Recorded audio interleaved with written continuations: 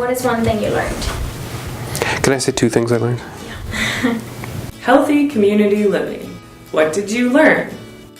Some people come on and they're just ready to go, right? They're just excited about the project and they like to give input and they're kind of outspoken, and so we had some of those folks and they were ready from the beginning.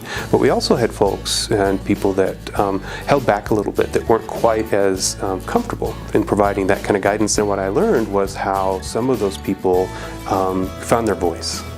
It's really opened my eyes to disability and what that means for different people, and I guess the different challenges that are faced, and also the really awesome ways that those challenges are met.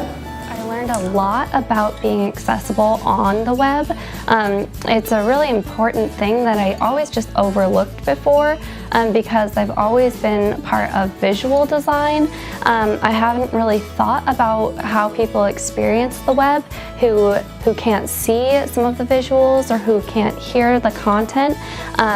And just learning about all of the different ways to make the web accessible, make this information accessible for everyone. That's been the most interesting part of this whole project for me, is working with our partners who are experts in independent living and getting to hear their stories and really getting to experience and learn from them all about disability and disability identity and how that looks different for each person and their age and their location, and then how that can come together to really contribute to the disability movement. So one thing I learned is that I think this comes with working with people across the country, all over the country, is that there's these strands of experience that we all share, all have in common, but also that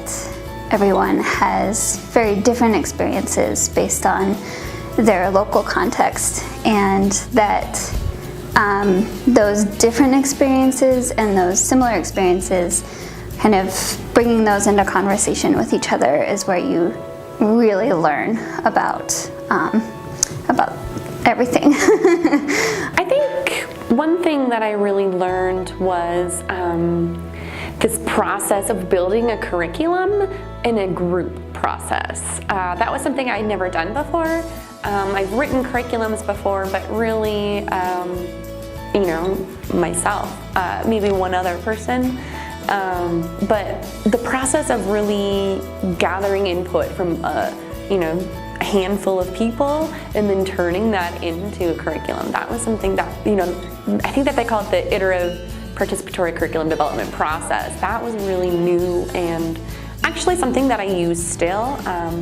So one of my employees is putting together youth curriculums, for example, with young professionals out in the IL community, and I'm really trying to help her use that same process in order to continue to do that. So that's kind of cool.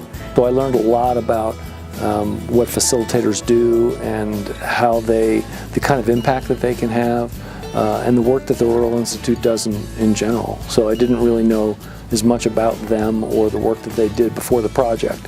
And so that's one of the great advantages of being involved in a project like this, is you get to learn, you get to expand your fundamental understanding of people.